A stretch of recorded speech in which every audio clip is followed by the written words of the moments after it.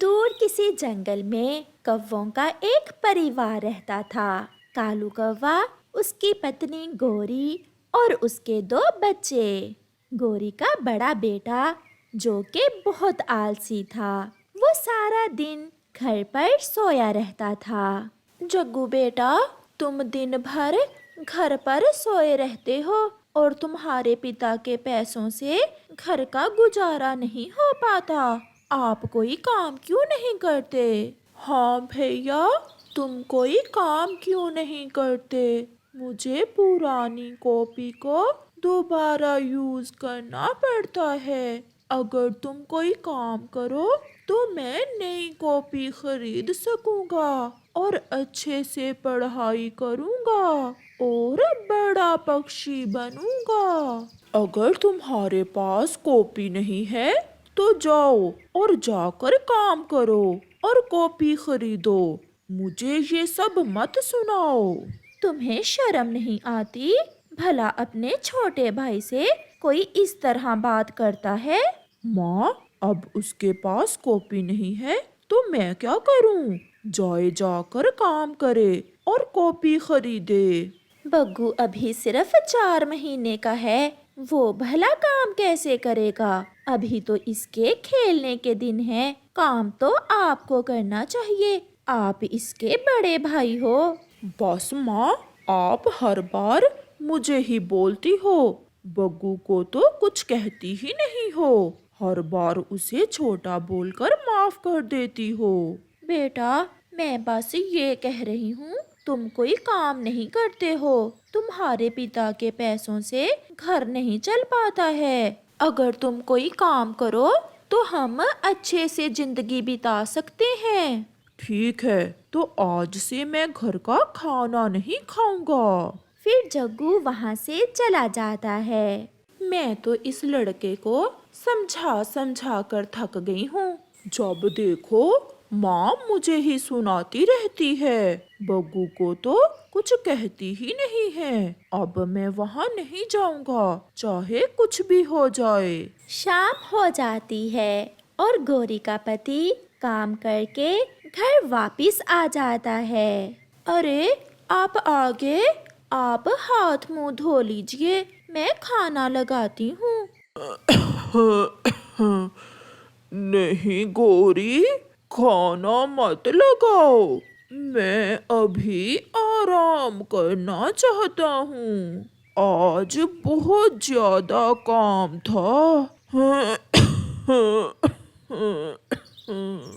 अरे, आपकी तबीयत ठीक है? आप कल काम पर मत जाइएगा, आप कल दिन भर आराम कीजिएगा। नहीं गोरी, एक बहुत बड़ा काम आया है। जंगल के मुखिया का घर बनाना है। उन्होंने तो एडवांस पैसे भी दे दिए हैं। अब अगर मैं काम पर नहीं गया तो मुझे ज्यादा पैसे अदा करने होंगे और काम भी हाथ से चला जाएगा। मगर आपकी तबीयत ठीक नहीं है, आप दिन भर काम कैसे करेंगे? अरे गोरी, ये सब छोड़ो। जग्गू कहाँ है? दिख नहीं रहा, कहाँ गया है? मैं आपको क्या बताऊं, जग्गू मुझसे नाराज होकर घर से चला गया है और कहने लगा कि आज के बाद वो कभी खाना नहीं खाएगा।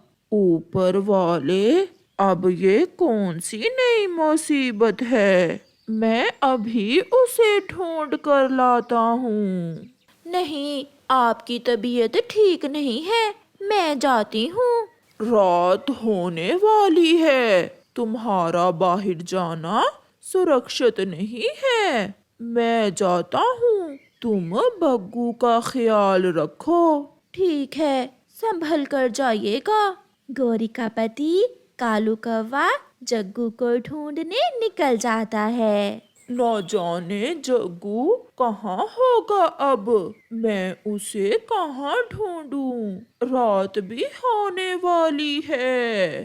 फिर जग्गू उसे एक पेड़ पर दिखाई देता है। वो रहा, मुझे मिल गया। कालू कौवा जग्गू के पास आता है। पिताजी, आप यहाँ? जग्गू बेटा, चलो घर, रात होने वाली है। नहीं पिताजी, मैं घर नहीं जाऊंगा। बेटा, तुम्हारी माँ ने मुझे सब बताया है। छोड़ो ये सब बातें, चलो घर। माँ की बातों का बुरा नहीं मानते। जग्गू अपने पिता की बात मान लेता है और वो दोनों घर आ जाते हैं और दोनों साथ में बैठकर खाना खाते हैं। बस इतने ही चावल बचे थे, थोड़े से चावल और हैं जो मैंने सुबह के लिए रख दिए हैं। घर में ना ही राशन है और ना ही पैसे। गौरी, तुम चिंता ना करो, मैं कुछ ना कुछ कर लूंगा। फिर वो सारा परिवार सो जाता है। सुबह हो जाती है, सब उठ जाते हैं, मगर जग्गू के पापा कालू कौवा अभी तक अपने घोंसले में ही थे। जग्गू की मम्मा गौरी कालू को जगाती है, मगर कालू कुछ बोल नहीं रहा था। वो तो हिल भी नहीं रहा था क्योंकि जग्गू के पापा मर गए थे। ये देखकर सब रोने लग जाते हैं। सब बहुत उदास थे।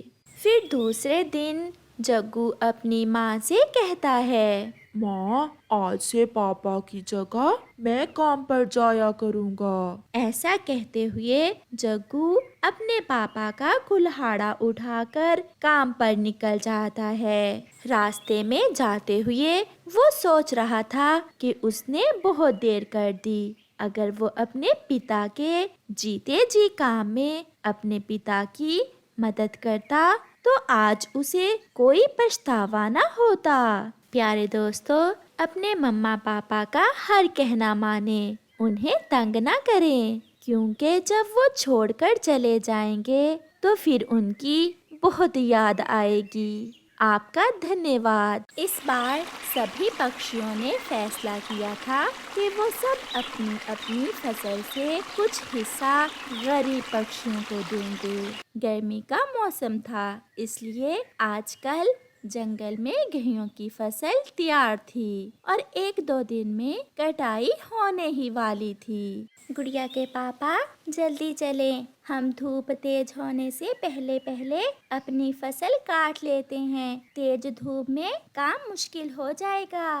मम्मा, मम्मा, मैं भी आपकी मदद करने आपके साथ जाऊंगी। हाँ, मेरी बेटी मुझे पानी ला ला कर पिलाएगी और हमारी काम में मदद करेगी। इस तरह चिड़िया भी अपनी गेहूं की फसल की कटाई शुरू करती है। गुड़िया मटके में नदी से ठंडा पानी अपने मम्मा पापा के लिए लेकर आती है। कबूतर और उसकी पत्नी भी अपनी फसल की कटाई में लगे हुए थे। चाचा कबूतर जब थक जाता है तो वो एक पेड़ की ठंडी छांव में आराम करने लगता है। लूसी, दोपहर हो गई है, थोड़ा आराम कर लो, बाकी का काम हम शाम को कर लेंगे। ऐसे सब पक्षी अपने काम में मगन थे। उसी जंगल में कौवा और कौवी भी रहते थे। वो ज्यादा काम तो ना करते थे, मगर अब फसल तो काटना ही थी, इसलिए वो भी अपनी दरंती लिए खेत में थे। चल भी कालू, अब आई तुम्हारी बारी, मैं तो थक गई हूँ। ऐसे कैसे मेरी बारी? अभी तो तुम गई थी, मुझे थोड़ी देर छाँव में बैठ भी लेने दो। अच्छा चलो, जब तक मैं 50 तक गिनती हूँ तुम फसल को काटो और फिर तुम 50 तक गिनना और मैं काटूंगी। फिर कालू जी दरंती लेकर गेहूं की फसल की कटाई शुरू करता है और उसकी पत्नी गौरी कौवी गिनती गिनना शुरू करती है। 1 2 3 4 4 4 4। अब आगे भी बढ़ो, या फिर 4 से आगे गिनती आती ही नहीं है तुम्हें? वो नखट्टू पति पत्नी भी जैसे तैसे अपनी फसल काट ही रहे थे। 2-3 दिनों में सारी फसल समेट ली जाती है और दाने सारे पक्षी अपने अपने घरों में ले जाते हैं। अब बारी आ गई थी गरीब पक्षियों का हिस्सा देने की। चिड़िया भी अपनी फसल से कुछ हिस्सा एक थैले में डालती है और अपने पति से कहती है, गुड़िया के पापा, आप ये गरीबों का हिस्सा गरीब पक्षियों को दे आए। कबूतर भी अपनी पत्नी से गरीब पक्षियों का हिस्सा एक थैले में लेकर घर से निकलता है। गरीब पक्षियों को हिस्सा देने का वादा तो कौवे और कौवी ने भी किया हुआ था, इसलिए गोरी कालू से कहती है, कालू जी, बहुत मुश्किल से फसल काटी है। अब मेरा तो दिल नहीं कर रहा कि मैं अपनी फसल से गरीबों को दाने दूं।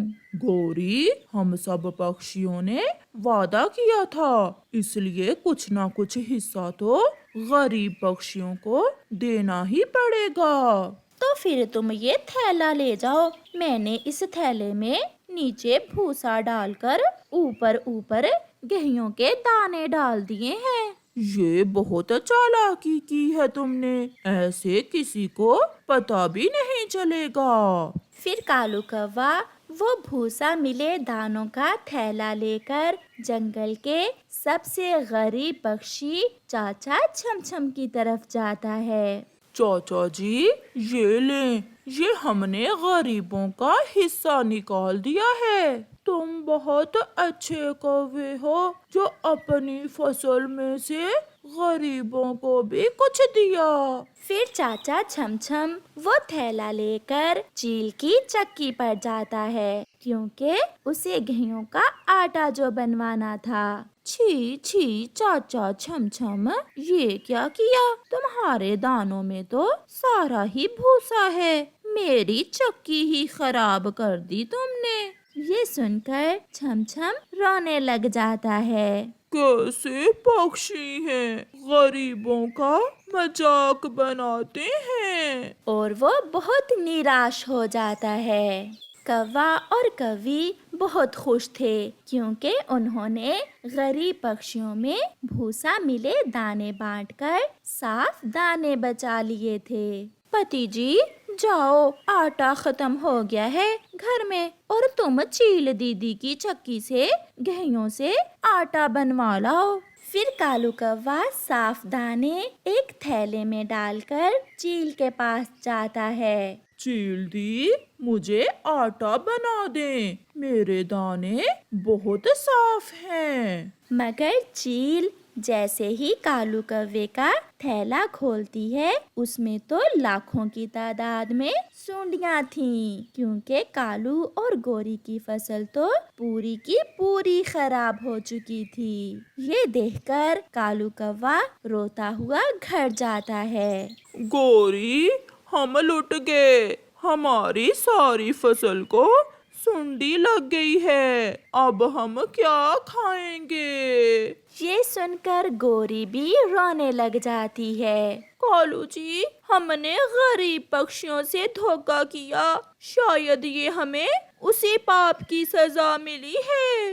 हाँ गोरी, अगर हमने अपनी फसल से कुछ हिस्सा गरीबों को दे दिया होता तो शायद हमारे साथ ऐसा ना होता। फिर वो पति पत्नी बैठे रोते रहते हैं। प्यारे दोस्तों, इस कहानी से हमें सीख मिलती है कि अगर आप किसी की भी मदद करते हो तो हमेशा ऐसी चीजों से करें जो आप अपने लिए पसंद करते हो, ना कि खराब चीजें देकर किसी की गुर्बत का मजाक उड़ाएं।